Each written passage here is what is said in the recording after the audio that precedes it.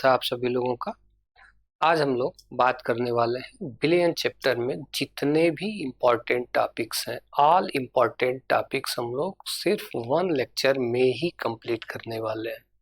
एक बात और बच्चों, स्पेशली जो बच्चे सीयूईटी वगैरह का प्रिपरेशन कर रहे हैं, इतना आपके लिए सफिशिएंट होगा क्योंकि हर टॉपिक हम कवर करेंगे और जो भी इम्पोर्टेंट पॉइंट है उसको हम लोग डिस्कस करने वाले हैं। तो चलो बच्चों स्टार्ट करते हैं, थोड़ा सा फास्ट ही रहेगा। विलियन में आपको पढ़ना क्या क्या है जो कि आपके लिए खास है एग्जाम के लिए। तो बच्चों कभी कभी शार्ट क्वेश्चन में ये भी पूछ दिया जाता है जो विलियन के प्रकार हैं। तो सबसे पहले हम लोग कवर किसको करेंगे, विलियन के प्रकार। तो विलियन के प्रकार में भी बच्चों हम लोग स्पेशली जो देखेंगे जो विलायक की प्रकृति के आधार पर इससे क्वेश्चन पूछा जाता है। विलायक की प्रकृति के आधार पर एक आपको गैसीय विलयन मिलेगा, एक आपको द्रव मिलेगा, एक आपको ठोस मिलेगा। कब गैसीय विलयन होगा बच्चों, ये डिपेंड करेगा आप विलायक क्या ले रहे हो। अगर आप विलायक गैस ले रहे हो तो वह गैसीय विलयन होगा। अगर विलायक द्रव लोगे तो वह द्रव विलयन होगा। अगर विलायक ठोस लेंगे तो कैसा होगा, ठोस विलयन होगा। एग्जाम्पल देख लेते हैं। जैसे यहां आपको दिख रहा होगा गैसीय विलयन,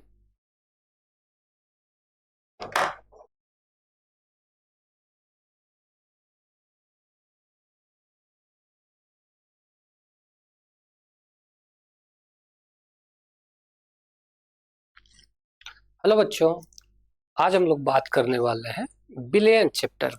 और विलयन चैप्टर में सभी इंपॉर्टेंट टॉपिक्स हम लोग कवर करने वाले हैं। साथ में ये भी देखेंगे कि किस टाइप के क्वेश्चन आपको एग्जामिनेशंस में मिलेंगे और उसको कैसे आपको सॉल्व करना है।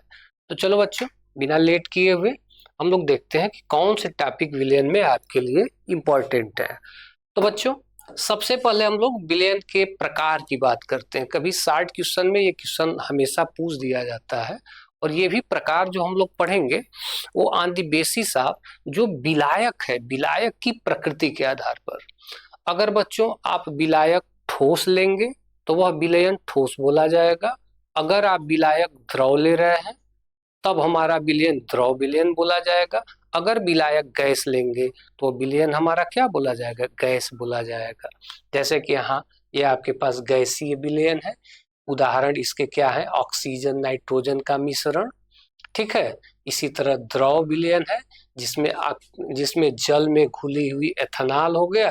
ठोस विलयन है जिसमें Hg का Na के साथ सोडियम अमलगम। तो ऐसे क्वेश्चन अक्सर, ये तो बड़ा खास है बच्चों, तांबे का सोने में विलयन, ये ज्यादातर पूछा जाता है। तो यहाँ से आप देख सकते हो कि अगर विलायक हमारा गैस हो, विलेय जब दोनों गैस हो तो ऑक्सीजन नाइट्रोजन का मिश्रण हो गया। अगर विलायक गैस और विलेय द्रव लेंगे, इसका एग्जाम्पल है क्लोरोफॉर्म की वाष्प और N2 का मिश्रण। जैसे ये तो गैस ही है लेकिन विलेय अगर ठोस ले रहे हो तो इसका एग्जाम्पल है धुआं हो गया कपूर का N2 के साथ विलयन, ठीक है। तो ये जैसे बेसिक चीजें हैं, इसको तो आप लोग देख सकते हो। आगे बढ़ते हैं। इसका जो सबसे इम्पोर्टेंट टॉपिक है बच्चों, जिससे आगे वाले भी टॉपिक्स मेन करने का है, यहाँ से दो ही टॉपिक आपको पढ़ना होता है। एक तो ये सांद्रता वाला और इसको प्रदर्शित करने के जो मेथड्स वगैरह हैं, और सेकेंड में आपको कॉलिगेटिव प्रॉपर्टी वगैरह पढ़ने को मिलती है, अणुसंघ के गुणधर्म। इन्हीं दोनों से ज्यादातर 90% क्वेश्चन इन्हीं दोनों से आते हैं। तो बच्चों विलयनों की सांद्रता, सबसे पहले तो देखेंगे सांद्रता होता क्या है।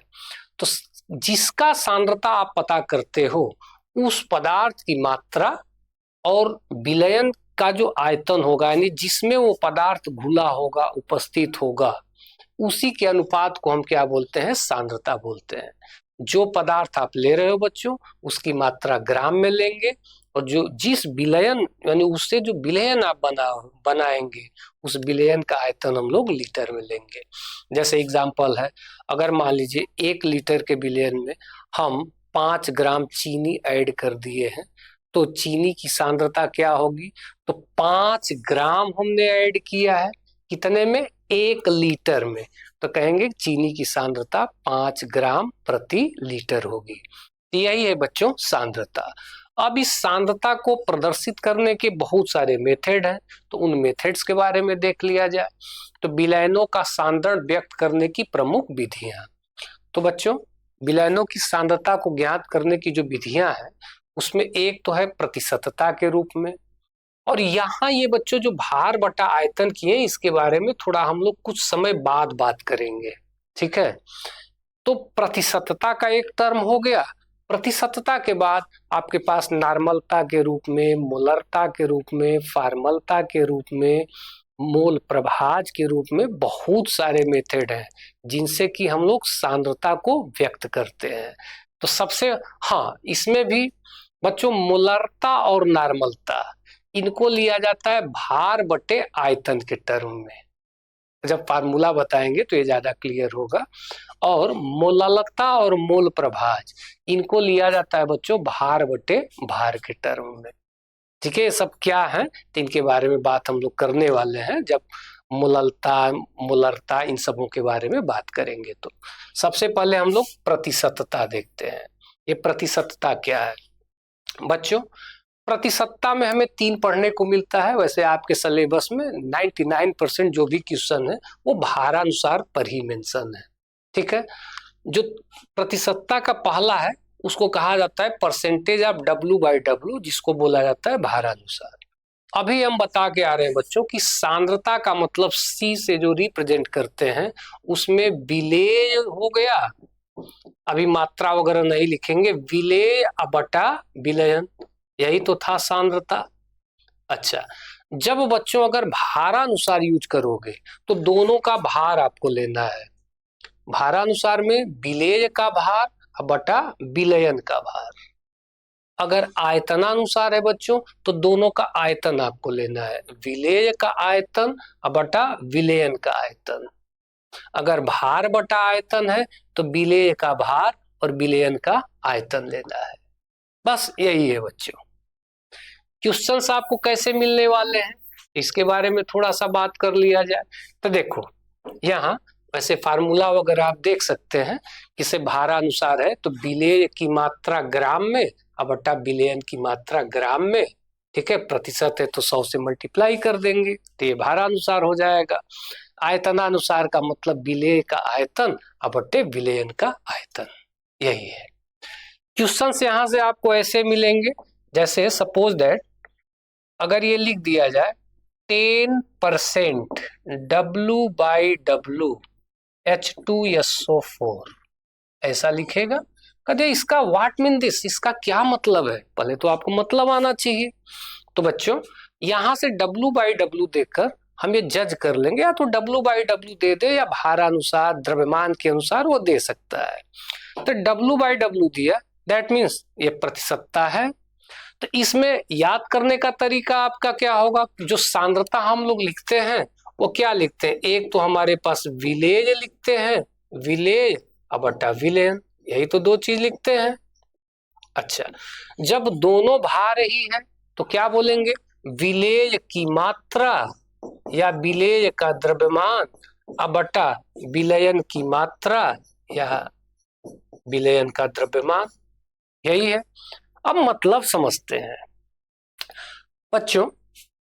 ये सल्फ्यूरिक एसिड जो होगा यही क्या है? विलेय है। और इसकी मात्रा कितनी है? तो मात्रा बच्चों जो ये देगा ना कि जैसे 10%, इस पूरे का मतलब ये होगा कि प्रतिशत का मतलब होता है प्रति सैकड़े पे 100, और ये क्या है 10, यानी 100 में 10। जब दोनों W है तो ये भी ग्राम और ये भी क्या होगा? ग्राम में ही होगा। तो हम इसको कैसे बोलेंगे? भाई हमारे पास विलेय है और विलयन है, कौन ज्यादा होगा? विलयन ज्यादा होगा, क्योंकि विलयन में विलेय होगा ना, विलेय में विलयन नहीं होगा।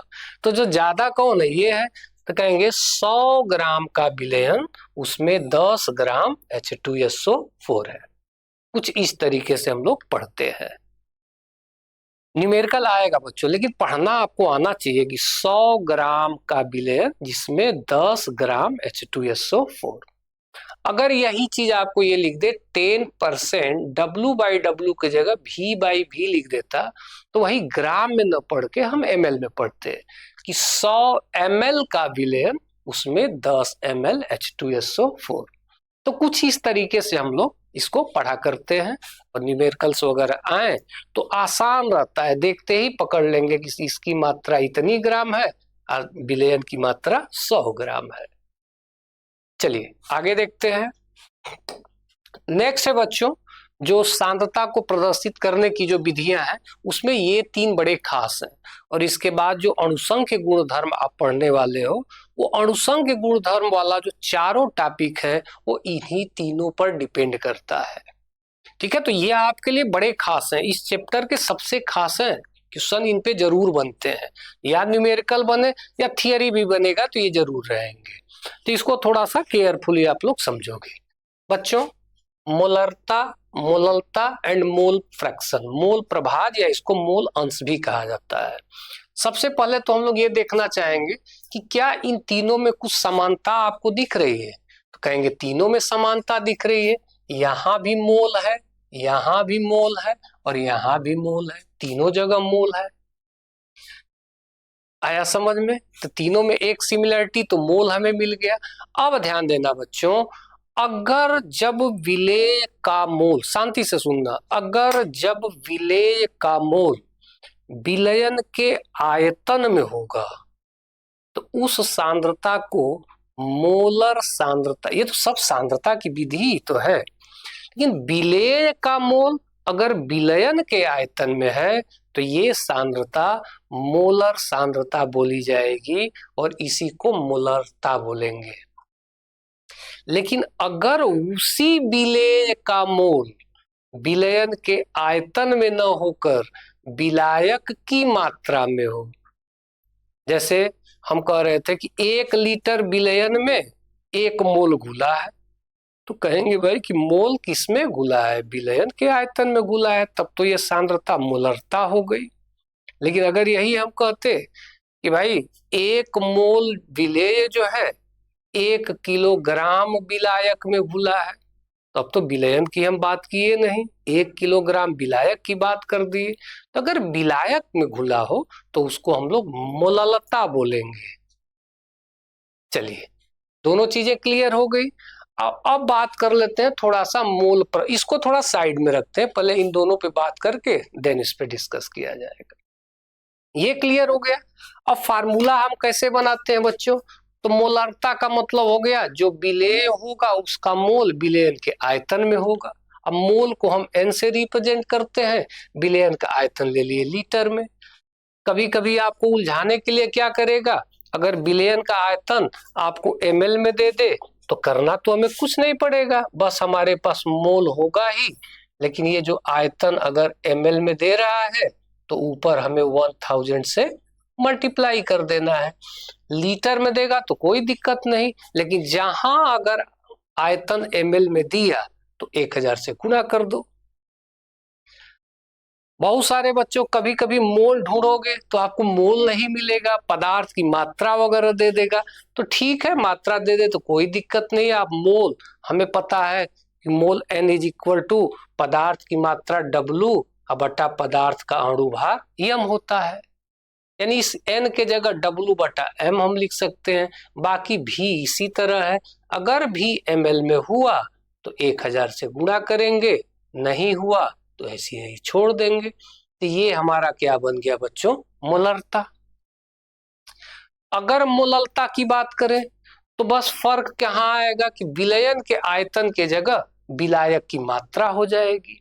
आयतन हम लीटर में ले रहे थे, वहां विलायक की मात्रा किलोग्राम में लेंगे। जिस तरह ये ml में होता है तो 1000 से गुणा करते हैं, ठीक इसी तरह यहाँ पर अगर विलायक की मात्रा किलोग्राम में न होकर किसमें हो, ग्राम में हुई, तो यहाँ भी 1000 से गुणा करेंगे। तो देखो सारी बातें वही हैं, अगर ये ग्राम में हो तो 1000 से कर दो, नहीं हो तो छोड़ दो। चीजें क्लियर है बच्चों? अच्छा, अब थोड़ा इस पे बात कर लेते हैं, मोल प्रभाज क्या है। बच्चों अगर हम एक जनरल सा एग्जांपल लें, जैसे मान लीजिए कि अगर ये कोई क्लास है और उस क्लास में 10 स्टूडेंट पढ़े हुए हैं, अगर उन 10 स्टूडेंट में किसी एक स्टूडेंट को हम सेलेक्ट कर लें और सिलेक्शन का रेशियो पूछे तो हम कहेंगे कि भाई 1/10, मतलब हमारे पास टोटल 10 थे और 10 में एक को हम क्या कर रहे हैं, सेलेक्ट कर रहे हैं। तो ये जो सिलेक्शन होगा, इस सिलेक्शन को हम बोलेंगे सिलेक्शन। और फ्रैक्शन मतलब 1 है, 1/10 ये क्या है, फ्रैक्शन है। किसका फ्रैक्शन, तो स्टूडेंट्स का, जो 10 में से एक को हमने सेलेक्ट किया। ठीक इसी तरीके से बच्चों मोल का भी फ्रैक्शन होता है। स्टूडेंट को हटा के आप मोल रख दो। कैसे करेंगे, तो इसको थोड़ा सा समझते हैं। जैसे मान लो कि अगर हमारे पास कोई एक कंटेनर है और इस कंटेनर में हम इसमें देखो कैपिटल एन मोल विलायक क्या लेते हैं, कैपिटल एन मोल क्या है बच्चों, ये विलायक है। विलायक का मतलब पानी, रख दिए। अच्छा, अब हम क्या कर रहे हैं, इसमें बच्चों स्मॉल एन मोल, ऊपर से इसमें स्मॉल एन मोल विलेज यानी चीनी वगैरह जो हो उसको ऐड कर दे रहे हैं। तो जब कैपिटल एन मोल पानी था उसमें स्मॉल एन मोल हम विले ऐड कर दिए। तो बताओ इसको ऐड करने के बाद अब विलेयन में कुल कितने मोल आपको दिखेंगे, तो स्मॉल एन तो ये दिखेगा और कैपिटल एन ये दिखेगा, यानी कुल विलेयन में इतना मोल दिखेंगे। अब हम क्या कर दें, हमें सिलेक्शन करना है। जैसे 10 में 1 का किए थे, तो पूरे बिलियन में तो हमें स्मॉल एन धन कैपिटल एन दिख रहे हैं। एन किसके हैं, विलेय के। तो अगर विलेय का सिलेक्शन कर लिए तो कहेंगे विलेय का मोल प्रभाज है। अगर विलायक का कर लिए तो विलायक का मोल प्रभाज होगा। तो अगर विलेय का सिलेक्शन कर रहे हैं तो मोल फ्रैक्शन को इससे रिप्रेजेंट करते हैं। अगर विलेय का है तो ये विलेय लिख देंगे, पढ़ेंगे विलेय का मोल प्रभाज। अब विलेय का मोल प्रभाज बराबर क्या होगा बच्चों, किसका कर रहे हैं, विलेय का सिलेक्शन कर रहे हैं, किस में से कर रहे हैं, तो टोटल में से। देखो यही विलेय का मोल प्रभाज हो गया। अगर हम विलायक के मोल प्रभाज की बात करें तो मोल प्रभाज किसका, विलायक का। तो बच्चों क्या करना होगा, विलायक का मोल हमें सेलेक्ट करना पड़ेगा, किस में से, टोटल में से। देखो यही है बच्चों मोल प्रभाज, इसी को मोल फ्रैक्शन कहा जाता है। चलो टाइम लॉस ना करते हुए आगे हम लोग बढ़े। हाँ एक बात और कर लें यहाँ से बच्चों, यहाँ से इनकी यूनिट बहुत ज्यादा पूछी जा रही है। जैसे अगर मात्रक पूछ दे कि भाई मोलरता का मात्रक क्या होगा, तो आप लोगों को लर्न नहीं करना है। मोलरता, मोलरता में क्या है बेटा, अब याद हो गया ना। मोलरता, मोलरता में क्या है कि मोल होगा किसमें, बिलियन के आयतन में होगा।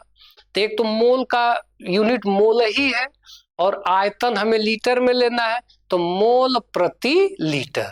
तो देखो मोलरता का मात्रक क्या, मोल प्रति लीटर। अगर मोललता का मात्रक पूछे बच्चों तो अब देखो मोल किस में होगा, विलायक की मात्रा में, और विलायक की मात्रा किस में लेना है, केजी में। तो बस मात्रक बन गया मोल प्रति किलोग्राम यानी केजी। कभी कभी मोल प्रभाज का मात्रक पूछा जाता है, तो याद कर लिए मोल प्रभाज का कोई मात्रक नहीं होगा, क्योंकि ऊपर भी मोल नीचे भी मोल वो कैंसिल हो जाएंगे, तो कोई मात्रक आपको नहीं दिखेगा। चलो अब यहां से कुछ क्वेश्चन कर लेते हैं और देखते हैं। हाँ एक एक चीज और बताना भूल गए, उसके बारे में पहले बात कर लेते हैं बच्चों, देन क्वेश्चन पे आते हैं। अब इस पे आ जाए, ठीक है। यहां से देखो बेटा, ये हमारा बताने का, ये जो बना रहे थे ना भार बटे आयतन, भार बटा भार, यहां से एक क्वेश्चन हमेशा ये पूछा जा रहा है बच्चों। याद रखिए कि इसमें से ये जो दो आपको टर्म दिख रहा है, एक भार बटे आयतन का, भार बटे आयतन का, और एक टर्म दिख रहा है बच्चों भार बटे भार का। आप अगर मोलरता देखें तो मोलरता किस टर्म में आता है, तो मोलरता का मतलब होगा मोल बटे आयतन। अब मोल का मतलब होता है डब्लू बटा एम इंटू भी। देखो डब्लू बटा भी आ रहा है ना, भार हो गया डब्लू, भी हो गया आयतन। नॉर्मलता भी आएगा। नॉर्मलता में क्या होता है कि यही यही मोल ग्राम तुल्यांक में होता है, डब्लू यहाँ तुल्यांकी भार आ जाएगा, ग्राम तुल्यांक हो जाता है, लेकिन ये भी W/V टाइप का है। तो याद रखना बच्चों, ये जो W/V हम क्यों समझा रहे हैं, ये क्वेश्चन पूछा जाता है ताप पर निर्भरता। तो याद रखिए, ये W/V वाले जो भी होंगे ये सभी ताप पर निर्भर करते हैं। बहुत इंपॉर्टेंट है बच्चों, इसको इंपॉर्टेंट पे ट्रिक कर लो, ये बहुत ज्यादा पूछा जा रहा है। ये सभी ताप पर निर्भर करेंगे। कौन? मोलरता, नॉर्मलता, फॉर्मलता, जिसमें भी W/V आ जाएगा वो ताप पर निर्भर करेगा। क्यों करेगा तो अभी बात कर लेंगे, लेकिन भार बटे भार वाले जिसमें आपका मोललता आता है, मोल प्रभा जाता है बच्चों, ये ताप पर निर्भर नहीं करते, ताप पर निर्भर नहीं करते। अब ये क्यों कर रहे हैं, ये क्यों नहीं कर रहे हैं, तो इसके लिए आप यहां से देख सकते हो। देखो बच्चों, जैसा कि आपको पता है, आप चार्ल्स लॉ पढ़े होंगे कि V directly proportional to T, मतलब अगर ताप बढ़ाएंगे तो आयतन बढ़ जाएगा। इसका मतलब टेम्परेचर पे आयतन डिपेंड कर रहा है ना। तो वहां जो W/V वाला टर्म है, देखो W/V वाला जो टर्म है, क्या ये आयतन पे डिपेंड नहीं करेगा?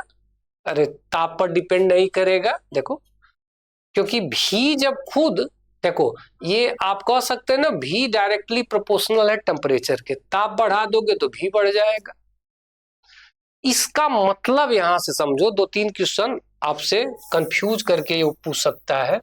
वो क्या कर सकता है तो आप माइंड में याद रखना। हमें पता है कि V प्रोपोर्शनल टू T, ताप बढ़ाएंगे तो वॉल्यूम बढ़ जाएगा। बच्चों वॉल्यूम बढ़ जाएगा तो मोलरता पर क्या फर्क पड़ेगा, तो बात कर लेते हैं। हम मोलरता में कुछ ना लिखें, लेकिन W/V तो ये लिख ही सकते हैं ना। मोलरता इज इक्वल टू W/V, यहाँ MV होगा तो छोड़ दो, M तो फिक्स होगा।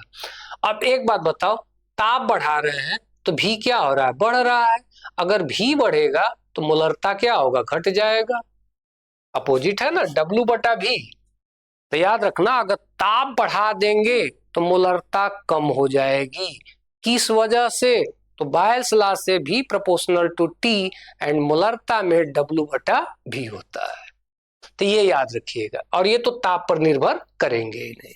तो चलिए थोड़ा सा क्विक कुछ क्वेश्चन कर लिया जाए। चलो देखो बच्चों, क्वेश्चन नंबर फर्स्ट, छोटे छोटे क्वेश्चन हैं, बहुत ज्यादा बड़े आपको कोई जरूरत नहीं है। मोलरता को व्यक्त करते हैं किसमें? तो अभी हमने डिस्कस किया मोल प्रति लीटर में। नेक्स्ट क्वेश्चन है, निम्न में कौन अधिकतम संख्या में अणु रखता है? तो बच्चों अगर अणुओं की संख्या आपसे पूछे तो इसको करने का बड़ा आसान सा तरीका है, याद रखिएगा कि अणुओं की संख्या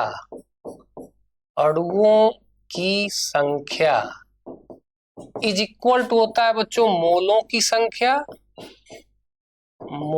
संख्या इनटू एवोगैड्रो नंबर।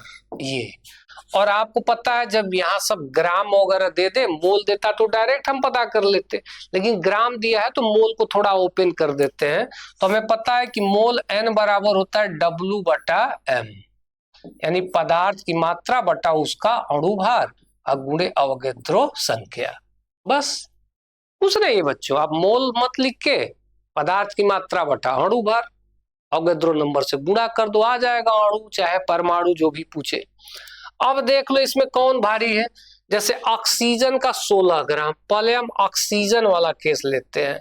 तो बच्चों ऑक्सीजन का क्या होता है? 8O16, ठीक है, परमाणु क्रमांक 8, द्रव्यमान संख्या 16। तो एक ऑक्सीजन का 16, तो 2 ऑक्सीजन का कितना हो जाएगा? 32 हो जाएगा, 32। मतलब ऑक्सीजन का हमें अणु भार मिल गया, कितना मिल गया? 32। अब मात्रा कितना है बच्चों? 16 ग्राम। तो देखो ये कितना आ गया? 16 ग्राम गुणे अवोगैड्रो संख्या।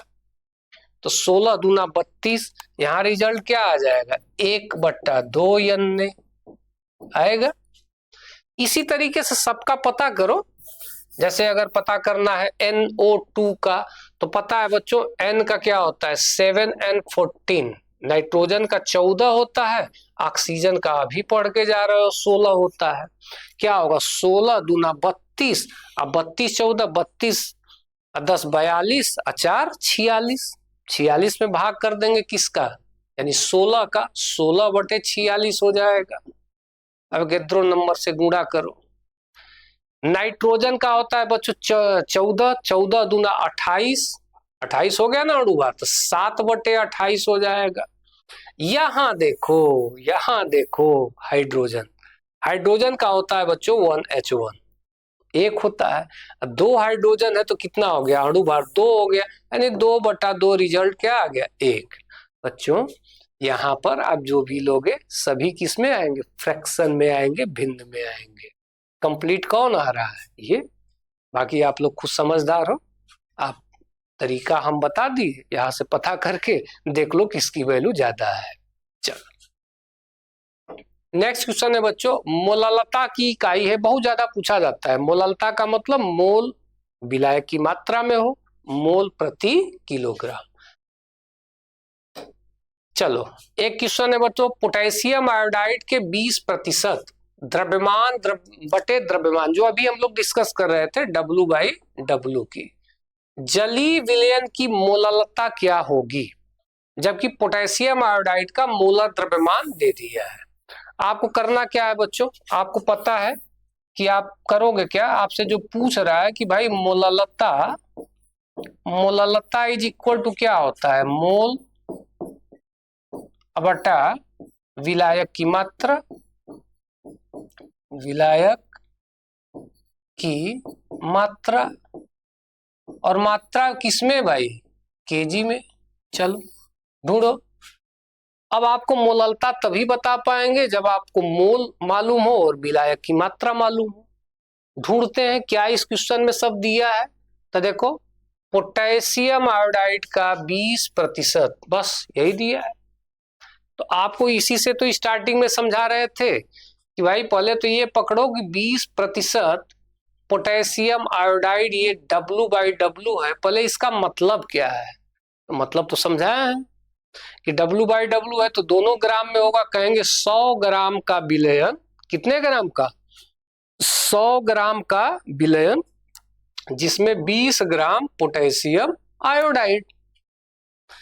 बच्चों क्या आपको विलयन की मात्रा चाहिए, नहीं हमें तो विलायक की मात्रा चाहिए। तो आप पता कर लो ना, यहां से देखो आपको पता है कि 20% में 100 ग्राम आपका विलयन है, जिसमें 20 ग्राम विलेय है, तो विलयन में विलेय घटा देंगे तो आ जाएगा विलायक की मात्रा, जो हम लोग ढूंढ रहे थे कितना आ जाएगा 80 ग्राम। तो जिन बच्चों को कमांड बनेगा ना वो ओरल बता देंगे, कैसे बता देंगे, विलेय की मात्रा 20 ग्राम, अब विलायक की 100 में से 20 घटा देंगे 80। क्वेश्चन सिंपल है। तो अब देखो मोल है, तो यहां तो भाई मोल दे नहीं रहा है, वो ग्राम किलोग्राम सब मात्रा दे रहा है, तो इसको थोड़ा सा चेंज कर लो। किसमें चेंज करो, मोल N इज इक्वल टू, हमें पता है ना कि मोल N इज इक्वल टू क्या होता है, W/M अगुणते कैपिटल W, यही होता है। अब कैपिटल W देखो संजोग से यहाँ ग्राम में ही है, 99% ग्राम में ही मिलेगा, 1000 से गुणा करना ही पड़ेगा। ग्राम में ही है ना कि 100 ग्राम का विलयन, जिसमें 90 ग्राम हो तो 80 ग्राम विलायक आ रहा था। तो यही बता रहे थे ना कि जब इसकी मात्रा आपको ग्राम में मिल गई तो 1000 से गुणा करो। चलो अब लिख देते हैं, मोल N इज इक्वल टू पदार्थ की मात्रा, विलेय की मात्रा कितनी है बच्चों 20 ग्राम, 20 गुणे 1000 से गुणा करना पड़ेगा क्योंकि विलायक भी आपका ग्राम में आ रहा है। अब बटा अणुभार निकाल दो पोटेशियम आयोडाइड का, तो दे ही रखा है 166, कितना दिया 166, इनटू विलायक की मात्रा कितनी है बच्चों, 100 में से 20 घटा दिए 80, क्या 80 ग्राम। अब इसको आप लोग सॉल्व कर लो, 20 चौके 80, बाकी इसको आप लोग सॉल्व कर लो, ठीक है। सॉल्व करके आंसर अपना देख लेना कौन सा आंसर आ रहा है, बाकी तो कैलकुलेशन करना है ना, कैलकुलेशन आप कर लेंगे, ठीक है। चल नेक्स्ट है, निम्नलिखित में से कौन सी विलयन सांद्रता की इकाई है जो तापमान से प्रभावित होती है। इसी की बात कर रहे थे और इसको एमआई पे ट्रिक कर लो, ये बहुत अच्छा क्वेश्चन है। मतलब कहने का है कि इसमें से कौन सी इकाई ताप से प्रभावित होती है। ताप से कौन चेंज होगा भाई, जिसमें W/V होगा। W/V किस में है, तो एक तुम इसी में दिख रहा है, आया समझ में। इसका मतलब ये ताप से प्रभावित होगी मोलरता। नेक्स्ट है अब राउल्ट का नियम। बच्चों विलयन जो हम लोग पढ़ रहे थे उसमें एक विलयन हमें पढ़ने को मिलता है द्रव द्रव विलयन, यानी विलेय और विलायक दोनों द्रव हैं। और एक पढ़ने को मिलता है गैस द्रव विलयन। इन दोनों पे नजर बनाए रखना। द्रव द्रव विलयन को समझाने के लिए राउल्ट ने एक नियम दिया जिसको राउल्ट का नियम कहा जाता है। राउल्ट का नियम। अब बच्चों गैस द्रव विलयन को समझाने के लिए हेनरी ने एक नियम दिया जिसको हेनरी का नियम कहा जाता है। ये दोनों नियम आपको पढ़ने हैं और दोनों ही नियम बड़े इंपॉर्टेंट है। राउल्ट का क्या कहना था कि किसी विलयन के प्रत्येक वाष्पशील अवयव का आंशिक दाब उसके मोल अंश के समानुपाती होता है। यही है राउल्ट का नियम। मतलब इनका कहने का ये है बच्चों कि अगर हम कोई एक विलयन ले लें, विलयन हमारे पास कोई विलयन ए लिए हैं और वाष्पशील विलयन है, तो इस वाष्पशील विलयन का जो आंशिक दाब होगा वो आंशिक दाब डायरेक्टली प्रोपोर्शनल होगा इसी के मोल प्रभाज के। अब प्रोपोर्शनलिटी का साइन हटाएंगे तो एक कांस्टेंट टर्म आएगा P0A into mole fraction of A. ये इसी तरह अगर दूसरा विलयन लेंगे तो Pb बराबर P0B mole fraction of B होगा। जो लेंगे वो आपको मिलता जाएगा। तो वही सारी चीजें यहाँ दिखाई गई है। तो कह दिया कि भाई अगर दो विलयन आप लिए हो, एक ए ले रहे हो तो आपको ये मिल रहा है, बी ले रहे हो तो ये मिल रहा है, तो टोटल मिश्रण मिला दोगे तो मिश्रण का कुल दाब क्या होगा। तो भाई मिश्रण का कुल दाब ये हो जाएगा कि भाई ए वाले का ये आ रहा है PA और बी वाले का PB, तो PA प्लस PB के बराबर होगा, योग के बराबर होगा। बाकी मैथमेटिकल क्वेश्चन हो तो PA के जगह आप लोग P0A mole fraction of A, PB के जगह P0B mole fraction of B भी लगा के कर सकते हो अब क्वेश्चन के अकॉर्डिंग। बस फिलहाल ये याद रखना कि मिश्रण का कुल दाब P = PA प्लस PB होगा। आगे बढ़ते हैं बच्चों। अब राउल्ट के नियम पर ही अब थोड़ा सा ध्यान देना, यहां से ध्यान देना। अब यहां से आपको दो चीजें मिलती हैं, एक होता है आदर्श विलयन, एक होता है अनआदर्श विलयन। बच्चों जो विलयन राउल्ट के नियम को पूरी तरह फॉलो करता है, यानी राउल्ट के नियम का पालन करता है, ऐसे विलयन को हम आदर्श विलयन कहते हैं। और जो राउल्ट के नियम का पालन नहीं करता उसको अनआदर्श विलयन कहते हैं। तो आदर्श विलयन कौन सा होगा, देखो राउल्ट का नियम हमें ये बता रहा था कि P total = PA plus PB, तो ये कहेगा कि नहीं P total not equal to PA plus PB, याद रखना। अब इसमें एक टर्म आता है बच्चों आदर्श विलयन में, ये पुराना नया बांड, पुराने दोनों बांड के क्या होता है बराबर हो। अब इस पे हम लोग बात करेंगे, नया बांड पुराना बांड ये क्या है, ठीक है। अभी 2 मिनट में ये एक्सप्लेन करके इसी टॉपिक पे आएंगे। फिलहाल याद रखना आदर्श विलयन में नया बना बांड पुराने बने बांड के बराबर होता है, लेकिन अनादर्श विलयन में नया बना बांड पुराने बांड के बराबर नहीं होगा, या तो ज्यादा होगा या कम होगा। चलो एक चीज और याद रखना बच्चों, ये अभी तक जो भी बता रहे हैं ना उसमें ये थर्ड पॉइंट दोनों के बड़े इंपॉर्टेंट है, क्वेश्चन अक्सर इससे MCQ में आते हैं। अगर विलयन आदर्श है बच्चों तो एंथैल्पी में परिवर्तन शून्य होगा, याद रखना। अगर एंथैल्पी में परिवर्तन शून्य है तो विलयन आदर्श है, अगर एंथैल्पी में परिवर्तन शून्य नहीं है तो अनादर्श है। तो थोड़ा याद रखिए आयतन में परिवर्तन 0 होगा,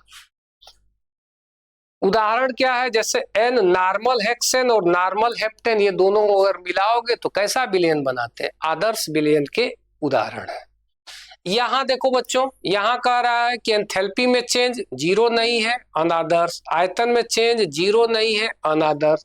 यहां अनादर्श विलयन का उदाहरण है बच्चों क्लोरोफॉर्म तथा एसीटोन का मिश्रण। अगर एसीटोन और क्लोरोफॉर्म को मिलाएंगे तो अनादर्श विलयन बनाएगा।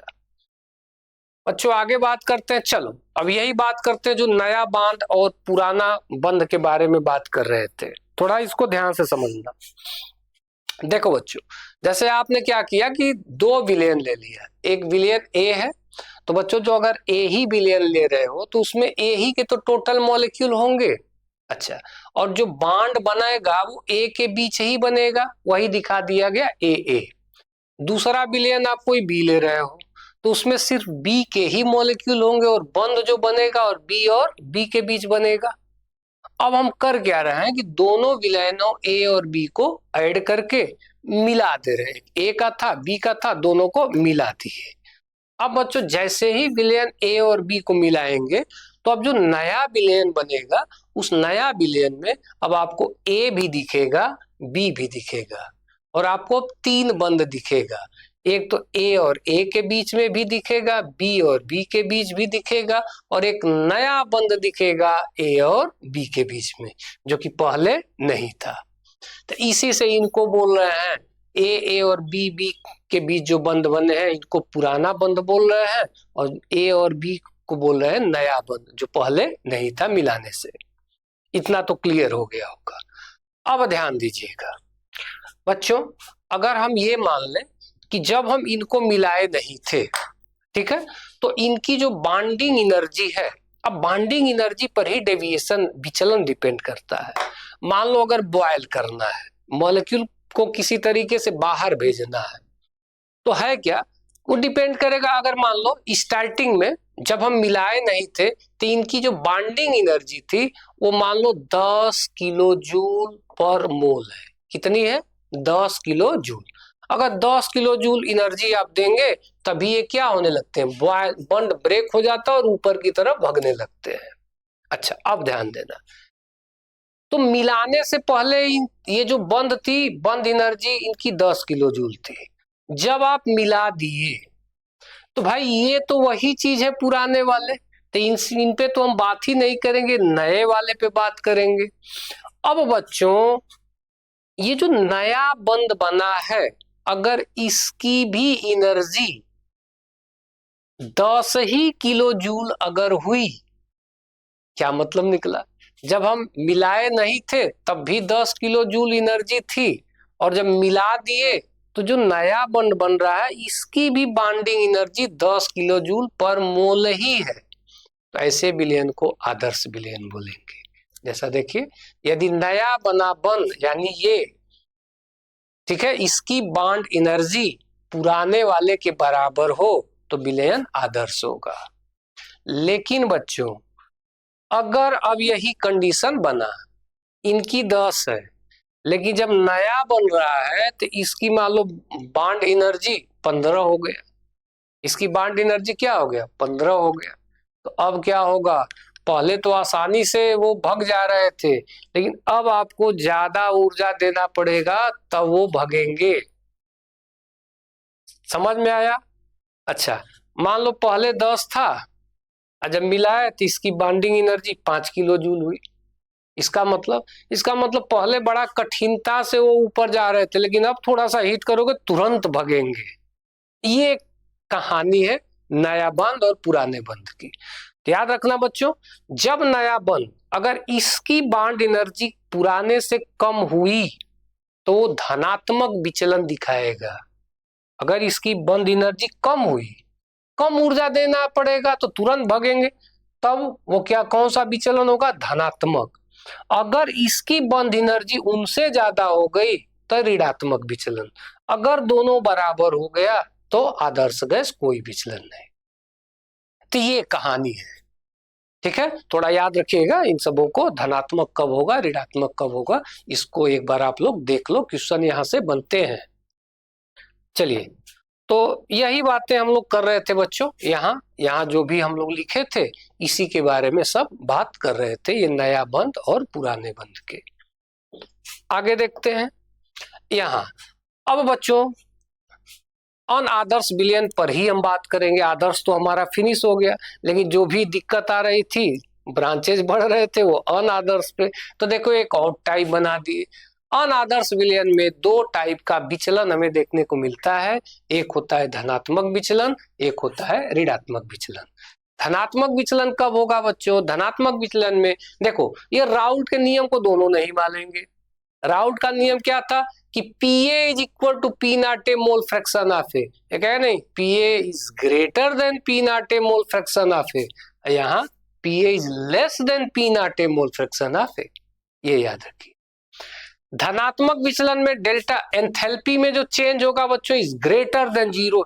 ये बहुत ज्यादा पूछा जाता है, इस पे एकदम मेहनत करना, इसको जरूर देख के जाना। हमारे तरफ से इसको MI पे ट्रिक कर लो, बहुत इंपॉर्टेंट है बच्चों। धनात्मक विचलन में एंथैल्पी में चेंज जो होता है इज ग्रेटर देन जीरो, मतलब वो ऊष्मा अवशोषित होती है। आयतन में वृद्धि होती है यहाँ, क्योंकि यहाँ delta V max is greater than zero. Mixture का वॉल्यूम जीरो से ज्यादा होता है। अब बच्चों एंट्रोपी में भी वृद्धि होती है। एंट्रोपी अव्यवस्था की परिचायक होती है। और क्या है कि ये जो देखिए ये नया बंद जो है इज लेस देन पुराने बंद से, जो अभी हम पीछे डिस्कस कर लिए। और जस्ट इसका अपोजिट आपको ऋणात्मक विचलन में देखने को मिलेगा। चलिए आगे बात करते हैं। अब बच्चों गैसों की द्रव में विलयता, तो राउल्ट तो हम लोगों ने बात कर लिया, लेकिन गैसों की द्रव में, इसके लिए गैस अगर द्रव में है तो हेनरी का नियम आपके माइंड में आ जाना चाहिए। तो कौन सी गैस द्रव में कितना ज्यादा घुलेगी, कब घुलेगी, इसी को समझाने के लिए हेनरी ने एक नियम दिया था, जिसे हेनरी का नियम कहा जाता है। हेनरी का ये कहना था बच्चों, जैसे मान लो यहाँ H2O हम ले लिए और इसमें कुछ गैस मिलाना चाहते हैं, तो सीधी सी बात है गैस इस तरह तो आगे घुलेगी नहीं, क्योंकि गैस के मॉलिक्यूल के बीच डिस्टेंस बहुत ज्यादा होता है, वो तो फ्रीली मूव करते रहते हैं।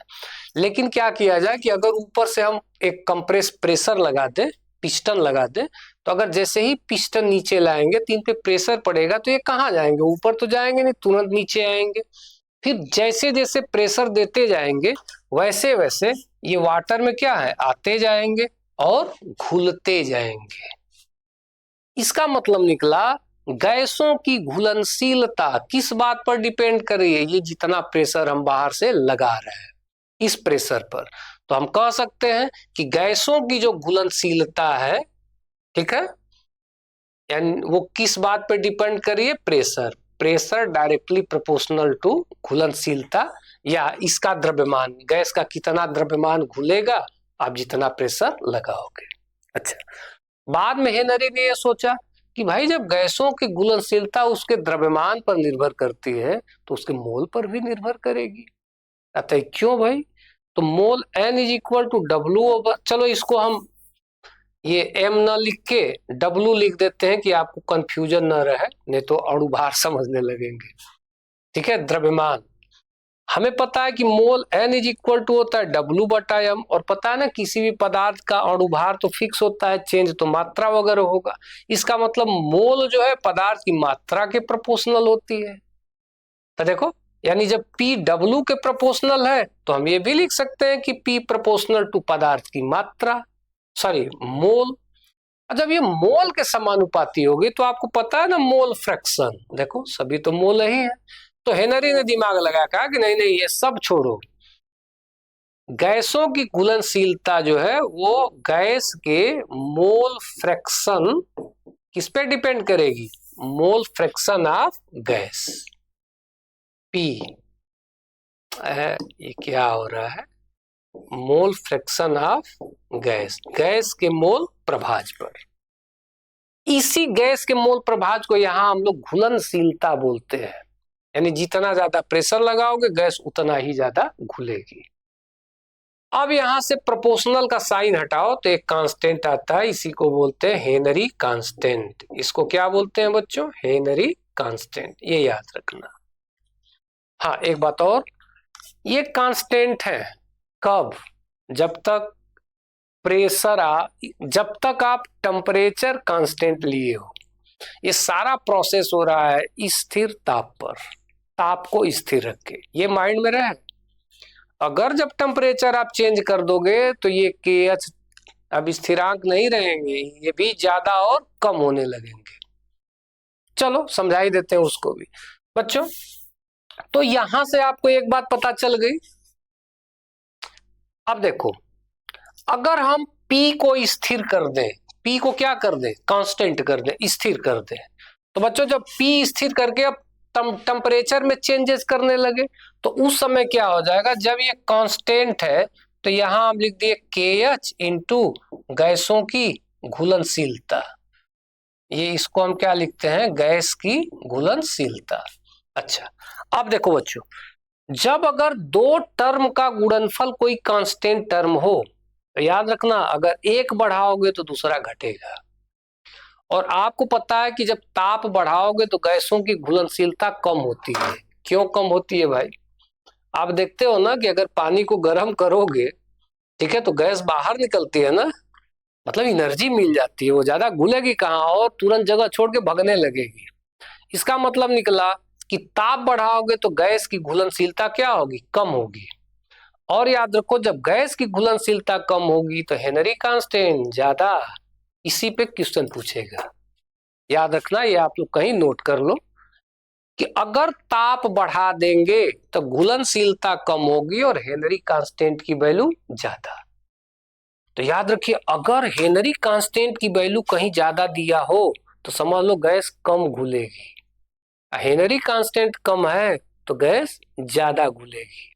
ये याद रखना बच्चों, हेनरी कांस्टेंट की वैल्यू कम तो घुलनशीलता ज्यादा, हेनरी कांस्टेंट की वैल्यू ज्यादा तो घुलनशीलता कम, दूसरे के अपोजिट है। अब बहुत ज्यादा बात नहीं करेंगे, बाकी सारी चीजें लिखी हुई है। जो मेन पॉइंट था वो हम लोगों ने यहाँ से डिस्कस कर लिया। देखो यही सारी चीजें हैं। देखो वो टेम्परेचर का इफेक्ट वाला अभी जो हम लोग डिस्कस किए थे, देखो ताप बढ़ाने पर गैस की विलेयता कम होती है और KH अधिक होता है, यानी हेनरी स्थिरांक ताप पर निर्भर करता है। MCQ में पूछेगा तो आप कहोगे कि भाई कहाँ, इसमें तो प्रेशर है और ये है, ताप तो कहीं दिख ही नहीं रहा, लेकिन याद रखना। चलो चलो क्वेश्चन कर लेते हैं। जैसे देखो एक क्वेश्चन पूछ दिया, निम्न में से किस गैस का हेनरी स्थिरांक सबसे कम है? किसका हेनरी स्थिरांक सबसे कम होगा? तो अब ढूंढो कौन ज्यादा घुलनशील है। इसमें जो गैस ज्यादा घुलनशील होगी उसके हेनरी कांस्टेंट की वैल्यू कम होगी, जो गैस सबसे कम घुलनशील होगी उसके हेनरी स्थिरांक की वैल्यू सबसे ज्यादा होगी। तो याद रखो, सबसे कम घुलनशील, सबसे कम घुलनशील, घुलनशील कौन सी गैस है? हीलियम। हीलियम की घुलनशीलता सबसे कम है। इसका मतलब अगर हेनरी कांस्टेंट सबसे ज्यादा पूछता तो आपका हेनरी कांस्टेंट KH सबसे ज्यादा किसके लिए आता? हीलियम के लिए। ठीक है, ये सबसे ज्यादा घुलनशील है बच्चों कार्बन, इनमें कार्बन डाइऑक्साइड। इस वजह से कार्बन डाइऑक्साइड की घुलनशीलता ज्यादा है तो हेनरी कांस्टेंट की वैल्यू क्या होगी? कम होगी। बहुत इंपॉर्टेंट क्वेश्चन है ये। चलो आगे देखते हैं। आगे देखते हैं बच्चों, विलयनों के अणुसंख्य गुणधर्म। विलयनों के अणुसंख्य गुणधर्म, बच्चों ये अणुसंख्य गुणधर्म क्या है? तो बोलेंगे कि विलयनों के वे गुणधर्म जो सिर्फ और सिर्फ उनकी अणुओं की संख्या पर निर्भर करते हैं, उनकी संरचना, उनके आकार, इन सब बातों पर निर्भर नहीं करते, ऐसे गुणधर्म को हम क्या बोलते हैं? अणुसंख्य गुणधर्म। बच्चों अणुसंख्य गुणधर्म किस बात पे डिपेंड करेंगे? याद रखिएगा, अणुसंख्य गुणधर्म विलेय के कणों की संख्या के डायरेक्टली प्रोपोर्शनल होंगे और उन्हीं पे क्या करते हैं? डिपेंड करते हैं। समझ में आ गई सारी चीजें, तो ये याद रखिएगा। आगे देखते हैं बच्चों, 4 अणुसंख्य गुणधर्म है। एक है वाष्प दाब में अवनमन, लोअरिंग ऑफ वेपर प्रेशर जिसको हम लोग बोलते हैं, क्वथनांक में उन्नयन, हिमांक में अवनमन और परासरण दाब, ये 4 हैं। चारों के बारे में एक एक करके थोड़ा सा यही समझ लेते हैं बच्चों। वाष्प दाब में अवनमन, एक चीज याद रखिएगा, एमसीक्यू में इस समय इसका ट्रेंड बना है, एक और क्वेश्चन बहुत ज्यादा पूछा जा रहा है, क्या वाष्प दाब, याद रखिएगा, वाष्प दाब, क्वथनांक, हिमांक, ये चारों चीज अणुसंख्य गुणधर्म नहीं है। बच्चे बहुत ज्यादा गड़बड़ी कर रहे हैं। वाष्प दाब में जो अवनमन हो रहा है, अवनमन का मतलब जो कमी आ रही है, वो कमी, जितनी कमी है वो कमी बच्चों अणुसंख्य गुणधर्म है। क्वथनांक में उन्नयन, क्वथनांक में जो वृद्धि हो रही है वो अणुसंख्य गुणधर्म है। हिमांक में जो अवनमन होगा, कमी होगी, वो अणुसंख्य गुणधर्म है। वाष्प दाब, क्वथनांक, हिमांक ये अणुसंख्य गुणधर्म नहीं है। हाँ, परासरण दाब ये अणुसंख्य गुणधर्म है। थोड़ा सा बात कर लेते हैं, पहले एक जनरल सा आइडेंटिफाई कर लेते हैं बच्चों। वाष्प दाब में अवनमन, पहले इसके बारे में बात करेंगे। चलो देखते हैं। देखो, जैसे मान लो अगर आपके पास एक, चलो जनरल इसी तरह समझा देते हैं, जनरल इसी तरह, जैसे मान लो कि आपके पास कोई दो गिलास ले लो, ठीक है, और एक गिलास में आप प्योर वाटर भर दो। चलो यहां से दिखाते हैं, अच्छा लगेगा, दिखाने से अच्छा लगेगा। एक कंटेनर हमारे पास है और इसमें हमने क्या भर रखा है, शुद्ध विलायक, शुद्ध विलायक, ठीक है। और बच्चों हम कर क्या रहे हैं, एक दूसरा पात्र लिए और इसी विलायक में, ठीक है, हम क्या कर रहे हैं, कोई अवाष्पशील पदार्थ, क्या मिला रहे हैं,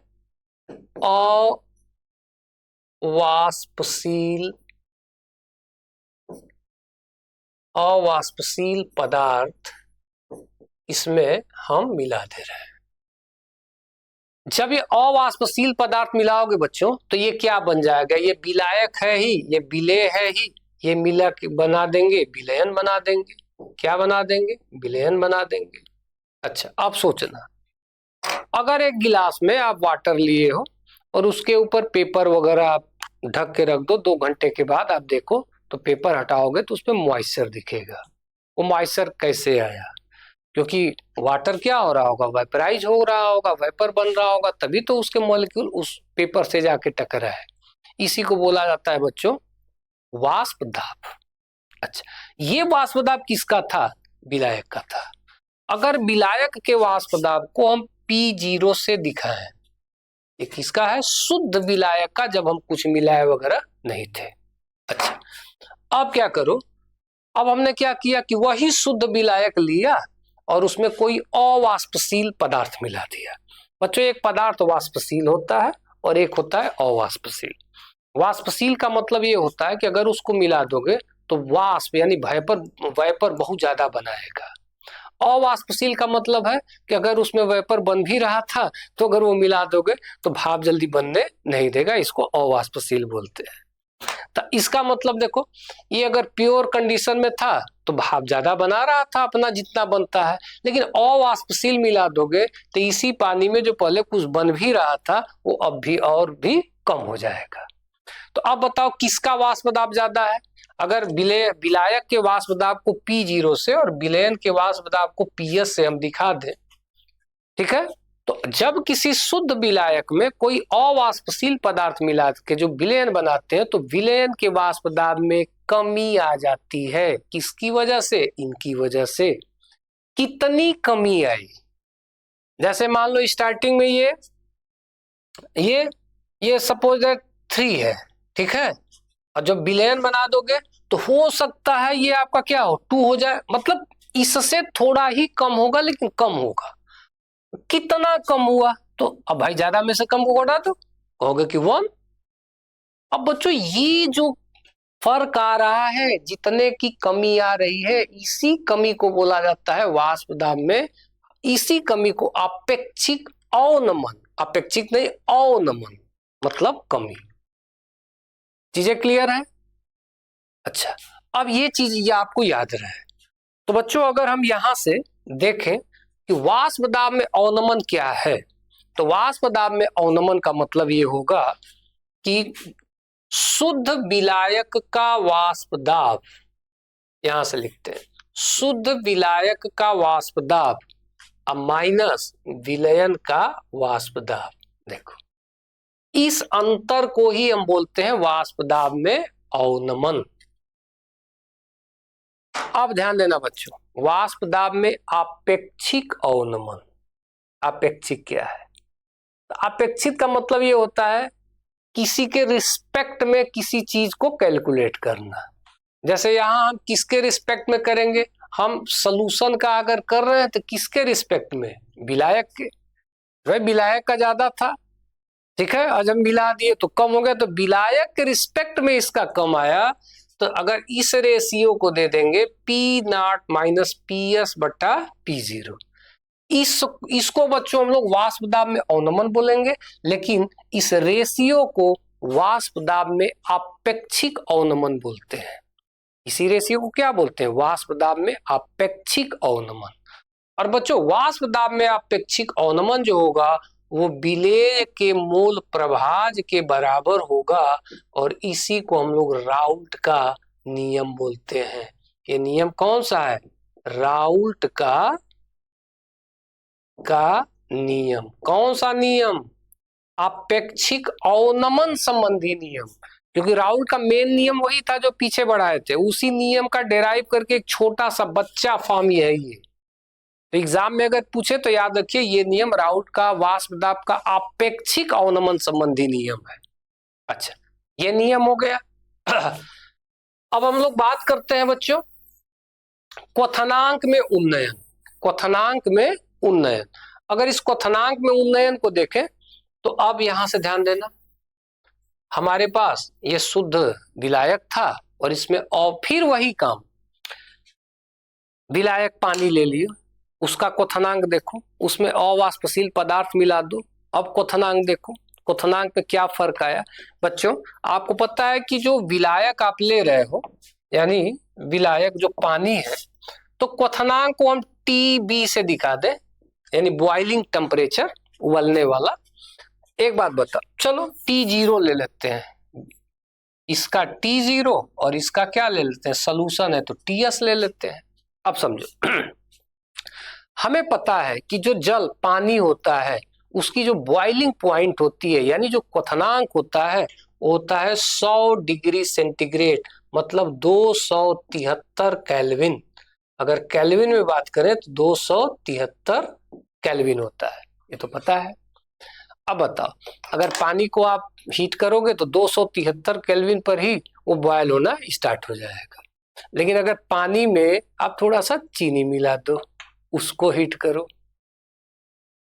ठीक है, तो दोनों किस टेम्परेचर पे बॉयल होंगे? पानी तो 273 पे ही बॉयल होने लगेगा, लेकिन उसमें कुछ मिला दिए हो तो हो सकता है वो 274 275, इससे एक ही डिग्री 2 ही डिग्री टेम्परेचर ज्यादा लगे, लेकिन ज्यादा लगेगा। तो मान लो अगर ये 273 पे हो रहा था, चीनी उनी मिला दिए तो 274 डिग्री, अरे 274 केल्विन पे हो रहा है। इसका क्या मतलब निकला कि जब किसी विलायक में कोई अवाष्पशील विलेय हम मिलाते हैं तो उसके क्वथनांक में वृद्धि हो जाती है। कितना वृद्धि हो गया? तो TS में T0 घटा दो 1 डिग्री की, ये 1 डिग्री की जो वृद्धि हुई है इसी को हम क्वथनांक में उन्नयन बोलते हैं। क्लियर हो गया? इसका मतलब निकला कि अगर क्वथनांक में उन्नयन यानी क्वथनांक में जो चेंज हो रहा है, देखो इसको हम इससे लिखते हैं TB, बॉइलिंग टेम्परेचर। क्या हो रहा है? चेंज हो रहा है, चेंज को डेल्टा से, डेल्टा TP प्रोपोर्शनल टू मोललता, मोललता याद रखना बच्चों, ठीक है। यही है क्वथनांक में उन्नयन, यानी क्वथनांक में उन्नयन जो है मोललता के समानुपाती होगी। अब बच्चों प्रोपोर्शनैलिटी का साइन हटाएंगे तो यहां से एक टर्म होगा केबी इंटू मोललता। देखो ये, अब यहां से मोललता अगर आप ओपन करना चाहो तो बच्चे इनको तो याद ही रहता है, मोललता का मतलब मोल बटे डब्लू। अगर डब्लू आप ग्राम में ले रहे हो तो 1000 से मल्टीप्लाई करो, सारे क्वेश्चन सॉल्व कर लेंगे। डेल्टा टीवी पे फोकस किए रहना, क्योंकि यहाँ सॉल्यूशन में से सॉल्वेंट को हमें यानी विलयन में से विलायक घटाना है। हो गया। अगर यही बात कर ले हम बच्चों हिमांक में, चलो सेम यही काम करो हिमांक में। आप यहाँ विलायक ले लिए, पानी है और विलायक में थोड़ा सा चीनी शुगर वगैरह ऐड कर दिए। अब अगर आप फ्रीज में ले जाओ तो जो पानी होता है बच्चों उसकी फ्रीजिंग पॉइंट यानी जमने वाली पॉइंट 0 डिग्री सेंटीग्रेड होती है।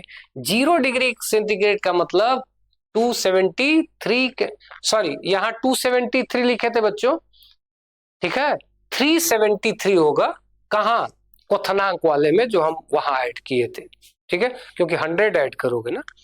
यहां आप क्या करोगे, देखो यहां इसकी 0 डिग्री सेंटीग्रेड होती है तो 0 का मतलब 273 केल्विन। अच्छा अब सोचना, फ्रीजिंग का मतलब फ्रीज, फ्रीज में क्या करते हो, किसी चीज को जमाते हो।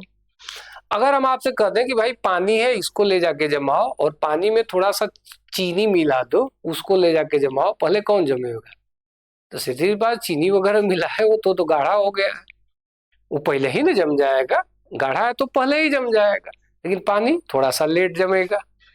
अब बताओ, तो इसको जमने के लिए हो सकता है 273 केल्विन टेम्परेचर की जरूरत पड़े, लेकिन इसको जमने के लिए इससे थोड़ा सा कम ही टेम्परेचर चाहिए, यानी जो हम 273 केल्विन की बात कर रहे हैं हो सकता है 272 पर ही वो क्या हो जाए, जम जाए।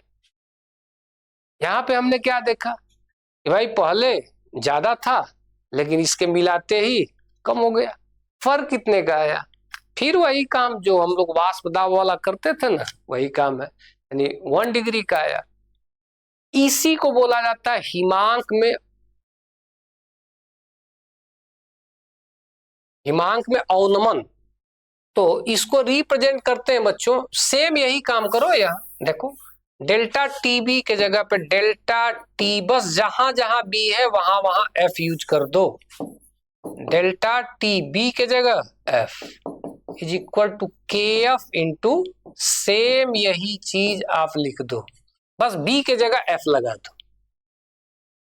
लास्ट अभी बच्चों अब है परासरण दाब। ये परासरण दाब क्या है इसके बारे में भी थोड़ा सा हम लोग बात कर लें। तो बच्चों ये जो परासरण दाब है इसमें देखो, अगर हमारे पास यहाँ एक कोई कंटेनर हम ले लें, देखो यहां से एक कोई कंटेनर ले लिए, ठीक है, और इसमें इसको किसी अर्ध पारगम्य झिल्ली द्वारा, कौन सी झिल्ली है, अर्ध पारगम्य झिल्ली है, एक साइड हम पानी भर दिए, एक साइड यहां से पानी भर दिए, ठीक है, और एक साइड पानी में कुछ मिला के मतलब गाढ़ा सॉल्यूशन भर दिए, एक साइड क्या बना दिए, कुछ गाढ़ा सॉल्यूशन बना दिए। देखो ये मतलब बच्चों ये गाढ़ा है तो इसको सांद्र बोल दिया जाए और ये पतला है तो इसको तनु बोल दिया जाए। तो होता क्या है कि जब यहाँ पर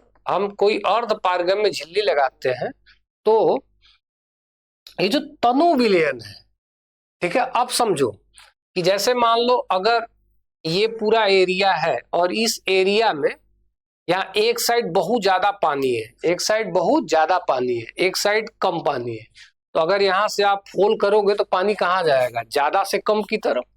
अरे भाई पानी तो उधर ही जाएगा ना जहाँ पानी कम हो। तो अगर बताओ ये जो अर्ध पारगम्य झिल्ली है पानी कहाँ जाएगा, सांद्र से तनु की तरफ कि तनु से सांद्र की तरफ। तो जहां पानी कम होगा पानी सांद्र की तरफ कम होगा, तो तुरंत ये इधर क्या करने लगते हैं, फ्लो करने लगते हैं, इनका इधर मूवमेंट होने लगता है। समझ में आ रहा है, इसी को बोला जाता है बच्चों परासरण। इसको क्या बोलते हैं, परासरण।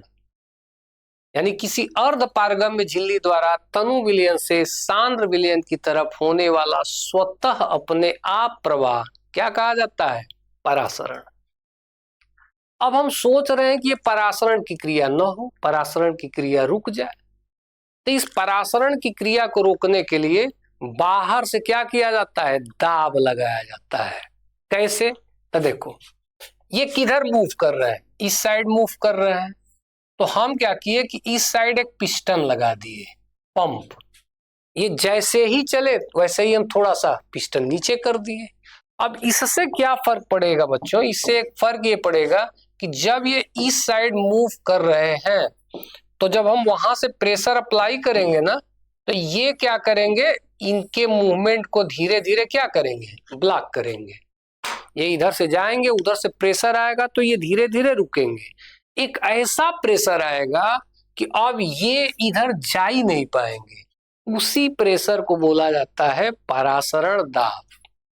मतलब परासरण की क्रिया को रोकने के लिए बाहर से लगाए जाने वाले दाब को ही परासरण दाब कहा जाता है। और कितना? न्यूनतम दाब, यानी वह न्यूनतम, बाहर से लगाया गया वह न्यूनतम दाब जिससे परासरण की क्रिया रुक जाती है, हम परासरण दाब बोलते हैं। चलो बच्चों, तो ये तो बात रही परासरण दाब की। अब परासरण दाब पे बहुत ज्यादा बात न करते हुए यहाँ से इसका फार्मूला है, वो है परासरण दाब P is equal to C। चलो फार्मूला थोड़ा सा बात कर ही लिया जाए। आपको पता है ना gas equation, PV is equal to NRT।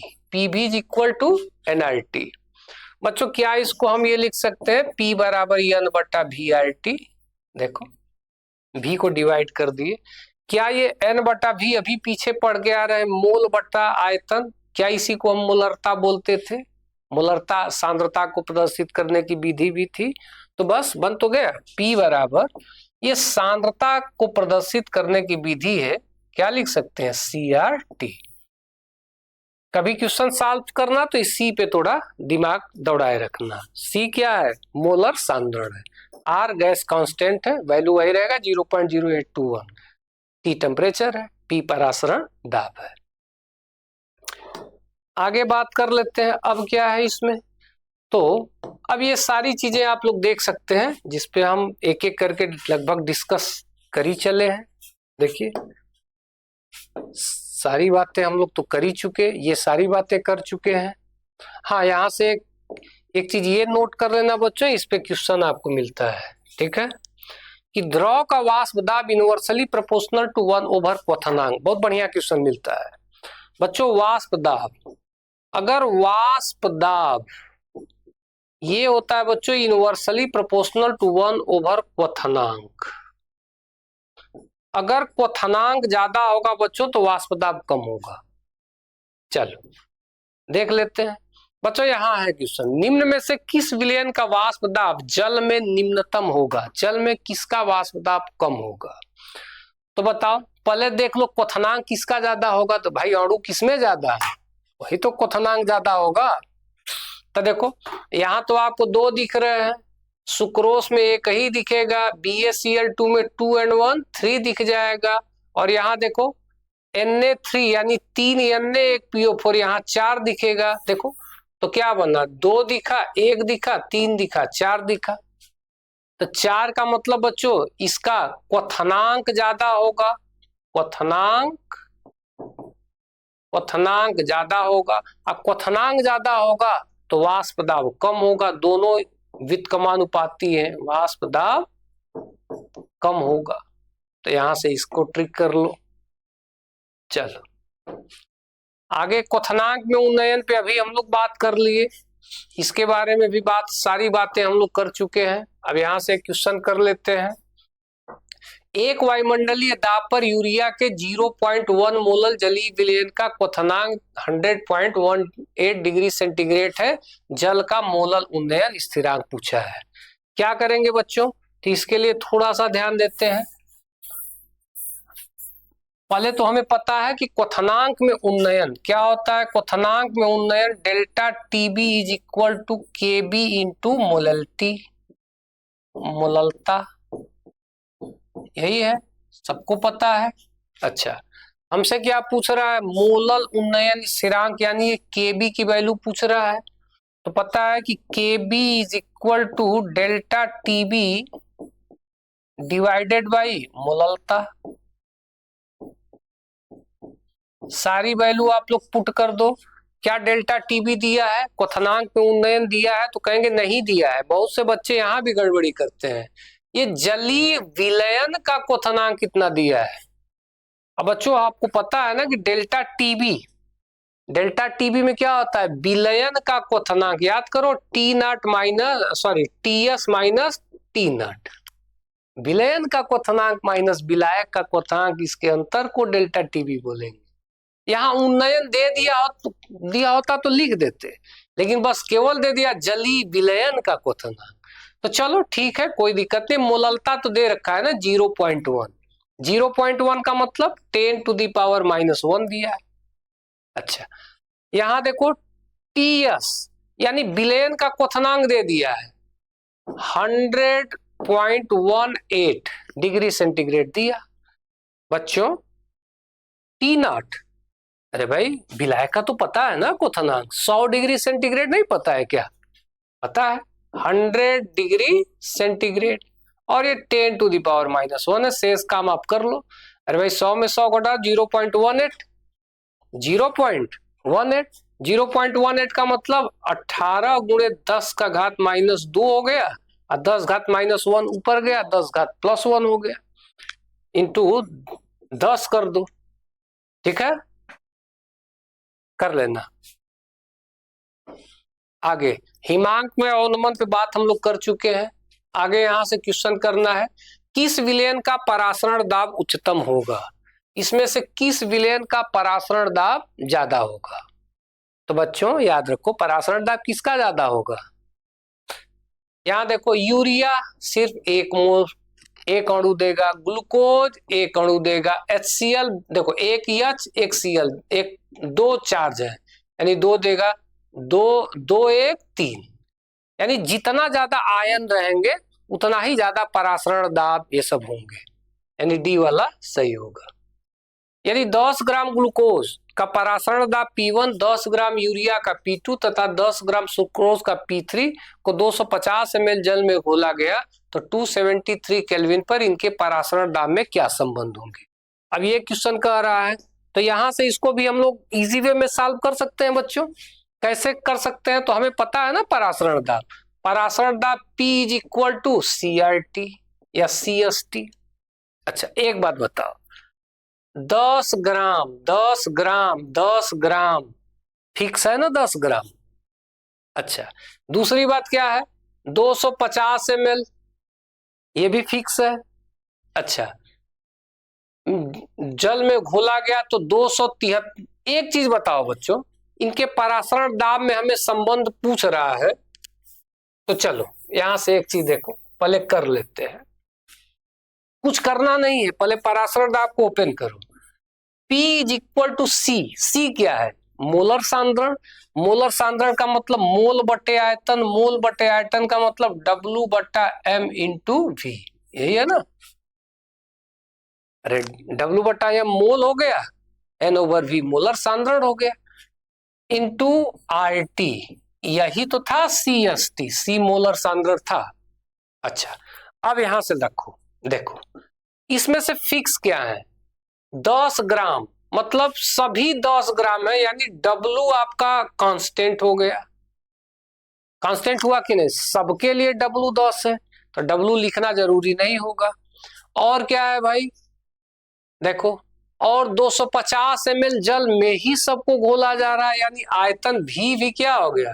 Constant हो गया, यानी W और V दोनों कांस्टेंट हो गए। टेम्परेचर एक ही दिया है, ये भी कांस्टेंट हो गया। R खुद गैस कांस्टेंट है, खत्म काम।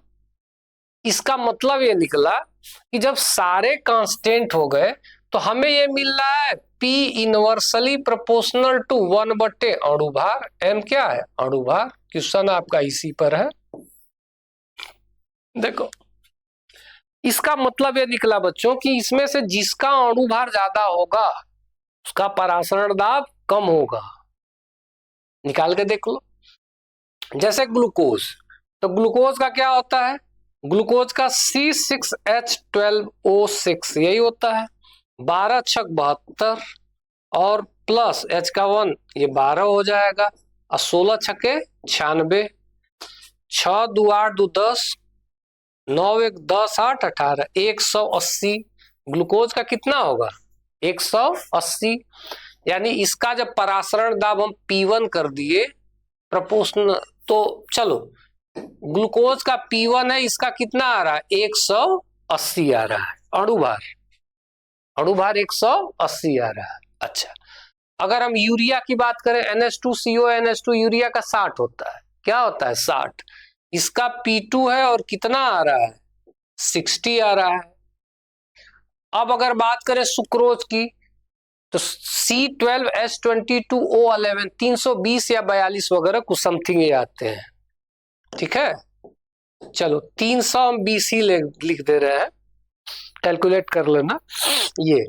तो एक बात बताओ, इसमें परासरण दाब सबसे अणुभार किसका ज्यादा है, इसका सबसे ज्यादा है, P3 का सबसे ज्यादा है। इसका मतलब अब देखो ऑप्शन में मिला अगर हम ये ऑर्डर करें तो इसमें देखो अणुभार सबसे कम किसका है, P2 का है, P2 का अणुभार सबसे कम है। तो अणुभार कम है तो परासरण दाब सबसे ज्यादा किसका होगा, P2 का होगा, P2 का सबसे ज्यादा होगा। P2 के बाद किसका कम है भाई, P1 का, और P1 सबसे कम होगा P3। तो P2 is greater then P1 is greater then P3, P2 is greater then P1 is greater then P3, सी वाला आपका सही होगा। आप लोग भी एक बार मिला लेना, आप लोग भी करके कैलकुलेशन वगैरह एक बार मिला लेना। नेक्स्ट है बच्चों वांट हाफ घटक, ये ऐसा टॉपिक है पता नहीं इसमें क्या है कि बच्चे हमेशा इससे बहुत ज्यादा कंफ्यूज होते हैं वांट हाफ घटक से, जबकि हमारे हिसाब से जो भी आप टॉपिक पढ़े उसमें सबसे आसान है।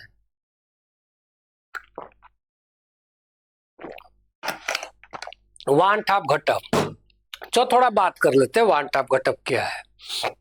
अगर जनरल वे में बच्चों समझाएं तो अभी जो हम लोग कॉलिगेटिव प्रॉपर्टी ये पढ़ रहे थे, ठीक है, जैसे पढ़ रहे थे ना कि वाष्प दाब में अवनमन, क्वथनांक में उन्नयन, हिमांक में अवनमन, ये सारी बातें जो भी पढ़ रहे थे, ये जो अणुसंख्य गुणधर्म के लिए जो भी फार्मूलेज वगैरह अभी तक हम लोग पढ़ के आ रहे हैं, ठीक है, ये किसके लिए डिपेंड, किस पे डिपेंड थे बच्चों, वो थोड़ा समझो।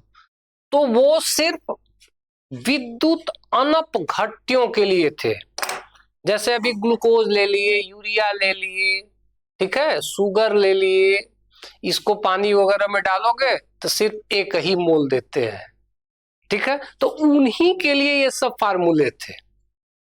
लेकिन दिक्कत कहां से शुरू हुई, जब वाष्पशील पदार्थ मिलाया जाने लगा तो अब फर्क कहां से आया।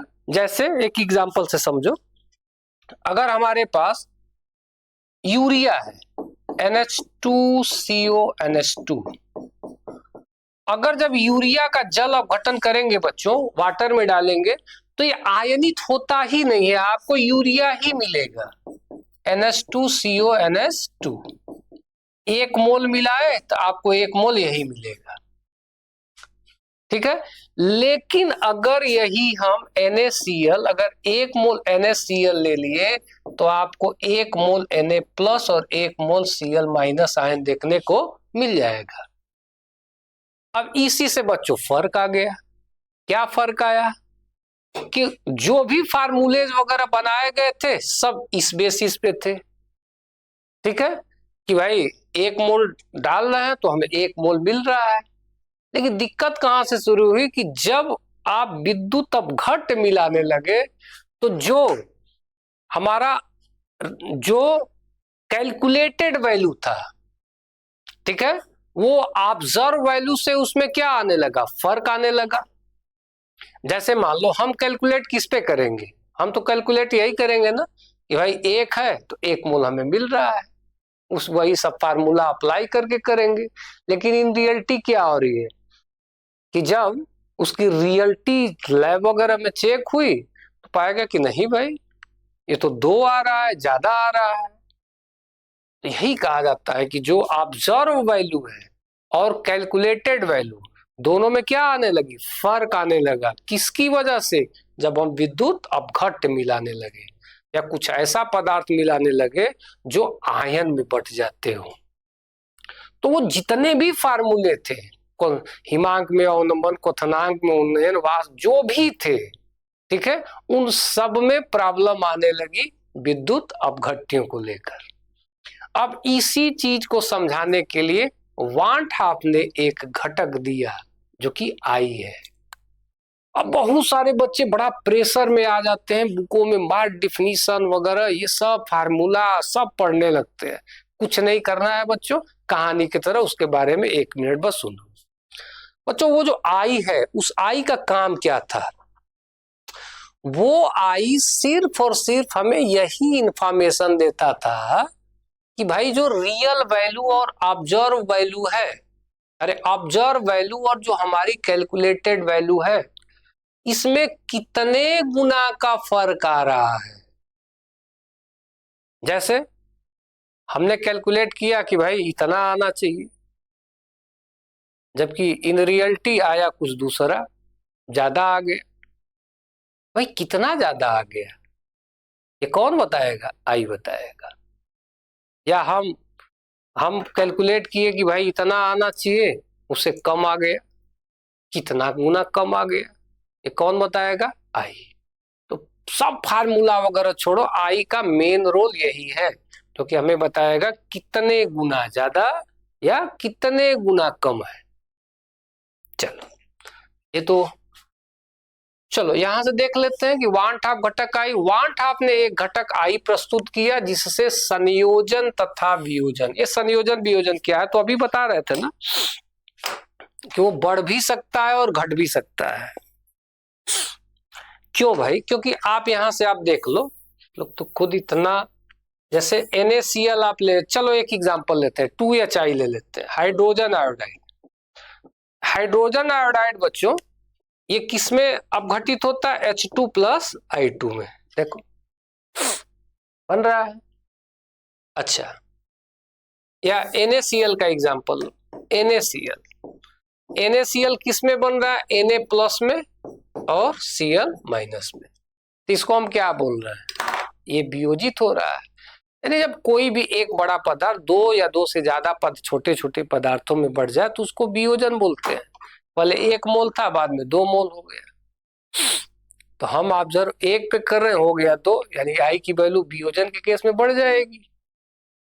लेकिन बच्चों अगर मान लो यहां 2 है, ठीक है, और जैसे 2 मिल के H2 plus N2 plus thrice H2 twice NH3, ये देखो पहले यहां 3 और 1 4 थे, बाद में 2 हो गया। पहले कितने थे? 4 थे, बाद में 2 हो गया। तो संयोजन के केस में हमेशा कम होगा, वियोजन के केस में ज्यादा होगा। इसी बारे में अभी हम लोग बात करेंगे। तो वही चीज है, आई प्रस्तुत किया जिससे संयोजन तथा वियोजन के परिणाम स्वरूप विलेय के असामान्य व्यवहार का अध्ययन किया जा सके। असामान्य का मतलब कितने गुना बढ़ रहा है या घट रहा है, यही बताएगा आई। तो फालतू में ये सब डिफिनीशन वगैरह छोड़ के सिर्फ आप अपने काम की चीज ये फोकस करो, ठीक है? क्या फोकस करना है? इस आई को देखो तो सिर्फ इतना देखो, कितने गुना बढ़ा या कितने गुना घटा, बाकी सब छोड़ो। आगे देखते हैं। आई का फार्मूला है कि संयोजन या वियोजन के पश्चात विलेय के कुल मोल, या संयोजन या, चलो ये भी अभी आपको बता दे रहे हैं, कभी कभी ये MCQ में ये पूछ देता है, ये फार्मूला ही पूछ देता है। प्रेक्षित अणुसंघ के गुणधर्म बटा सामान्य गुणधर्म, वियोजन के केस में आई की वैल्यू 1 से ज्यादा, संयोजन के केस में 1 से कम, ये सब क्या है तो आपको एक बार में ही समझा दे रहे हैं। ठीक, समझो बच्चों। अगर हम यहां से NaCl वाला ही छोटा सा एग्जांपल लेके चलते हैं, NaCl लेते हैं। अगर हमारे पास NaCl है, ठीक, अब NaCl हम ये मान के चल रहे हैं कि यहाँ 100% वियोजन है। क्या मान के चल रहे हैं? 100% वियोजन है। बच्चों ये सारी चीजें आप लोग पढ़े होंगे कि अगर वियोजन को आपको बताना हो तो उसमें एक स्थिरांक यूज किया जाता है जिसको वियोजन स्थिरांक अल्फा बोलते हैं। अल्फा क्या होता है? वियोजन, वियोजित होने वाले पदार्थ की मात्रा बटा वियोजन से पहले कितने थे, वही तो अल्फा है। तो आगे डिस्कस करेंगे, लेकिन बहुत ज्यादा कंफ्यूज ना करते हुए हम सीधे पॉइंट पे आना चाहते हैं। हम ये मान रहे हैं कि ये NaCl 100% वियोजित हो गया, मतलब जितना है कुछ बचा उचा नहीं है, टोटल हो गया। तो 100% के लिए अल्फा 100% है। 100% का मतलब अल्फा को 1 लिख दो, 1 का मतलब 100% वियोजित हो गया, कुछ बचा नहीं। तो इस कंडीशन में देखो, जब ये अल्फा 1 है तो आपको क्या मिलेगा? Na+ मिलेगा और Cl- मिलेगा। अब हम I कैलकुलेट करते हैं। बच्चों I हमें क्या बताता है? ये जो I है, ठीक है, तो देखो यहां क्या बन रहा है? 1 मोल Na बन रहा है, यानी यहां इसके लिए I की वैल्यू 1 हो गई, यहां भी क्या है? 1 हो गया। यानी ये जो उत्पाद है इसके लिए I की वैल्यू टोटल क्या आ गई? 2 आ गई। I कितना आ गया? 2। और पहले कितना था? I 1 था। पहले 1 था, बाद में कितना हो गया? 2 हो गया। तो अल्फा क्या हो जाएगा? क्या हो जाएगा? यानी वियोजन के बाद 2 है, पहले कितने? 1। सॉरी, ये जो I है, I जब हम लोग कैलकुलेट करेंगे, I इस तरह देखो, I क्या है? वियोजन के बाद हमारे पास कितने हैं? 2। वियोजन के पहले कितने थे? 1। 2/1। यानी I ने हमें बता दिया कि यहां 2 गुना बढ़ रहा है। क्या हो रहा है? 2 गुना। हम समझ रहे थे 1 और 2 गुना बढ़ गया। आगे अगर हम एक और एग्जांपल ले, जैसे MgCl2 का, तो देखो यहां क्या बनेगा? Mg+2Cl, प्लस माइनस लगा दो। यहां I की वैल्यू कैसे कैलकुलेट करेंगे? कभी कभी डायरेक्ट ऐसे क्वेश्चन देके कैलकुलेट कराते हैं, तो ये मत टेंशन लो, आप लोग डायरेक्ट कैलकुलेट करो। देखो 1 और 2, 2 और 1 3। वियोजन के पहले बाद में कितने हैं? 3। पहले कितने थे? 1। 3/1। इस तरीके से जनरली I हम लोग कैलकुलेट कर लेते हैं। दिक्कत कहां होती है वो आप समझो। दिक्कत वहां होगी बच्चों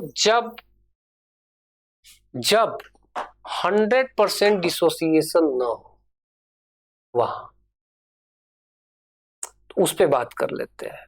जब बच्चों पूर्ण वियोजन न हो, यानी अल्फा की वैल्यू 1 के बराबर न हो, उस कंडीशन में क्या करेंगे? तो समझो, अगर पूर्ण वियोजन न हो, जैसे यही एग्जांपल ले लेते हैं। देखो बच्चों कि हमारे पास N है और इससे क्या बन रहा है? Na बन रहा है, और 100% वियोजन, पूर्ण वियोजन नहीं है। तो मान लो स्टार्टिंग में इसके पास कितने मोल थे? 1 था, अभी ये तो 0 है। अब हम करेंगे क्या बच्चों कि इस 1 में से कुछ क्या हो गया? निकल गया। तो मान लेते हैं अल्फा निकला है, तो बचा कितना? 1 - अल्फा। अब यहां कितना बचा बच्चों? तो यहां देखो, यहां कितना बचेगा? ये तो 1 - अल्फा है, तो यहां ध्यान देना, यहां 1 है, तो 1 से आ रहा है क्या? 1 से आ रहा है क्या? N। तो अल्फा से क्या आएगा? N alpha. यानी देखो, यानी यहां से आपका क्या आएगा? N alpha.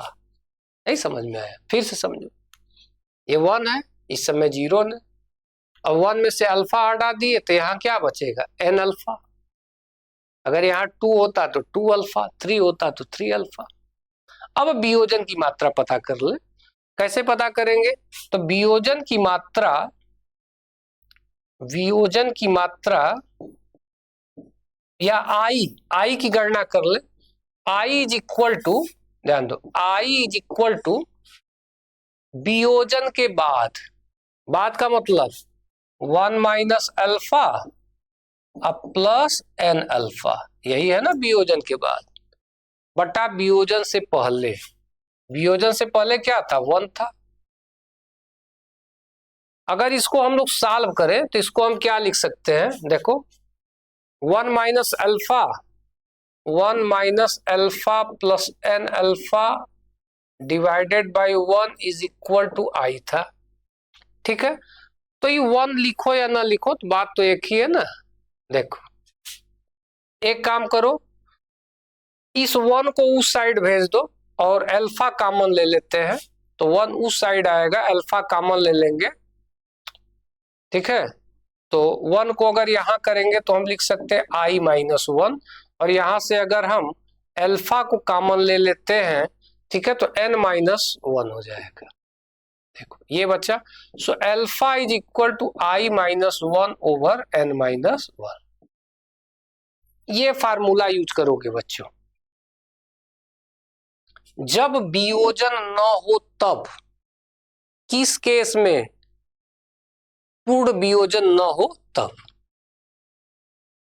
चलो आगे देखते हैं। और सेम यही काम आप संयोजन के लिए कर सकते हो। संयोजन क्या है? तो एक एग्जांपल ले लो, जैसे आपके पास एसिटिक एसिड है, तो देखो CH3COOH। बच्चों जब 2 मोल एसिटिक एसिड लेते हो तो इसका क्या होता है? संयोजन होता है। संयोजन में क्या कैसे होता है? तो ये CH3C डबल बॉन्ड OOH, ये, और यहां जो CH3C डबल बॉन्ड OO, यहां पे हम लिख दे रहे हैं। देखो जो प्रोडक्ट बनेगा RC डबल बॉन्ड OH लिख दे रहे हैं, R क्या है? CH3 है। अब इससे आपको क्या बनेगा? CH3C double bond OOH। देखो एक ये बना, दूसरा यूनिट जो इसका होगा वो होगा CH3C डबल बॉन्ड OOH। देखो अब बच्चों इन दोनों के बीच क्या हो जाते हैं? हाइड्रोजन बॉन्ड फॉर्म हो जाते हैं। दोनों के बीच क्या फॉर्म होंगे? बॉन्ड फॉर्म हो जाते हैं, जिस वजह से एक डाइमर फॉर्म में बन जाता है। किसमें कन्वर्ट होता है? Dimer form. अब यहां देखो, हम यहां लिए थे, देखो n लिए थे, यानी 2 लिए थे। कितना लिए थे? 2। लेकिन जब ये संयुक्त हुआ तो अकेला बना दिया। 2 लिए थे और 1 आ गया, यानी आई की वैल्यू क्या हो गई? कम हो गई। तो याद रखना, वियोजन के केस में आई की वैल्यू हमेशा 1 से ज्यादा होगी, संयोजन के केस में आई की वैल्यू हमेशा 1 से कम होगी, और कुछ नहीं है। क्वेश्चन देख लेते हैं। जैसे कहा, निम्न में से किस लवण का वान ठाप गुणांक आई का मान इसके समान होगा? तो बस कुछ नहीं करना है, आई का मान कैलकुलेट कर दो। यहाँ आई का मान देखो K4FeCN6 है, K4FeCN6। अगर आयनन करोगे बच्चों तो 4K plus plus FeCN6 minus 4 ये होता है। अब आई की वैल्यू आप कैलकुलेट कर रहे हो, तो वियोजन के बाद कितने? देखो 4 और 1 5, ये 5 आपको दिख रहा है। अब पहले कितना है? एक 5/1। यहां इसके लिए आई की वैल्यू आ रही है 5। अब इसमें से किसके लिए 5 आएगी? ओरल करो भाई, ओरल करो। देखो SO4 है आपका 3, ये है 2, 3 and 2 5, इसी के लिए आएगी 5। बाकी इनके लिए 2 आएगी, इसके लिए 1 and 2 3 आएगी, इसके लिए 3 and 1 4 आएगी। इस तरह की शर्त करना है। एक यौगिक के लिए जिसका एक विलायक में वियोजन होता है तथा दूसरे विलायक में संगुणन होता है, ठीक है, वान ठाप गुणांक आई का मान क्रमशः है। बहुत बढ़िया क्वेश्चन है बच्चों। आई का मान याद रखिएगा, आई इज ग्रेटर देन 1 कब होगा? वियोजन के केस में। और आई इज लेस देन 1 कब होगा? संगुणन यानी संयोजन के केस में। तो दोनों तो हो रहा है। एक यौगिक जिसके लिए विलायक में वियोजन होता है तथा दूसरे विलायक में संगुणन होता है, तो वान ठाक गुणांक आई। तो जहां वियोजन होगा तो आई की वैल्यू 1 से ज्यादा होगी, 1 से बड़ा, तथा ये तो गलत है, 1 से कम, ये भी गलत है, एक से बड़ा तथा 1 से कम, डी वाला आंसर राइट होगा। आगे देखते हैं, बेंजोइक अम्ल का बेंजीन में हिमांक अवनमन द्वारा निकाले गए अणुभार का आधार निम्न में से है। बच्चों, बेंजोइक अम्ल का द्विलीकरण होता है। क्या होता है? द्विलीकरण। वो एसिटिक का बनाए थे, आर के जगह बस बेंजीन लगा था, वो डाइमर फॉर्म में जुड़ जाते हैं। ठीक है, तो बस सारे पॉइंट को हम लोगों ने कवर कर लिया, और उम्मीद है बच्चों कि सारे टॉपिक आप लोगों को क्लियर हो भी जाएंगे। बाकी अगर टॉपिक में प्रॉब्लम रहे तो आप लोग जरूर कमेंट करना। ठीक है बच्चों।